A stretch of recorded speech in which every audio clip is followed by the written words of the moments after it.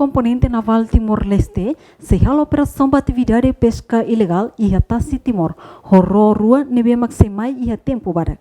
Comandante componente naval Comodoro Izino das Neves ba jornalista Sira, sexta-feira ne ia hera município de Lei. Durante ne componente naval ladung halo controlação ba pesca ilegal ia Tassi Timor, tamba facilidade rola ia. Nia haktuir, maioria é estrangeiro Sira, liu Rússia, nação Indonésia, Tailândia, Vietnam, Bangladesh inclui China, mak mai halo pesca ilegal ia Tassi Timor, Sira fote rico só em Timor niam barak. Problema saya tadi, kalau ia meio prato bakumbat. Nia hare roi haneba masih tabang esa. Kalau bah, tambah dengan rolai, orang orang terus Sira situ aten, ia faz manutenção betano bau na 2%, falta 2% para remate.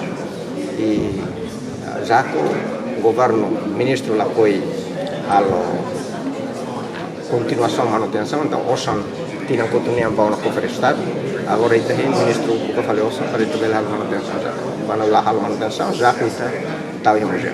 A Rússia não identifica a Tassi Timor kalau tidak pesca ilegal barakli, identifica o silfrun deh.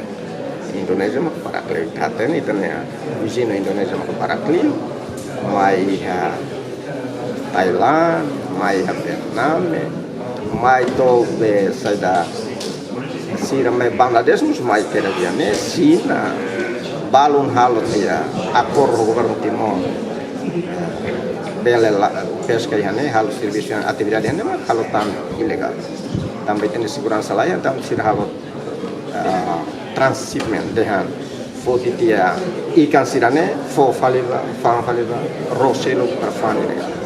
Ia também telespe.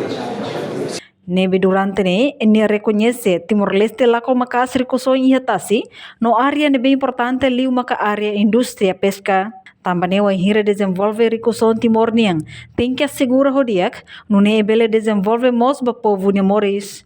Reportagem Melda Fátima no vai magno televisão Timor Post. Janela informação ba emogoto. Atua tem informação atual dia kliu. Kita haluha, hane botão subscribe, like, halo comentário, no fahe tutang ba media sosial hotu.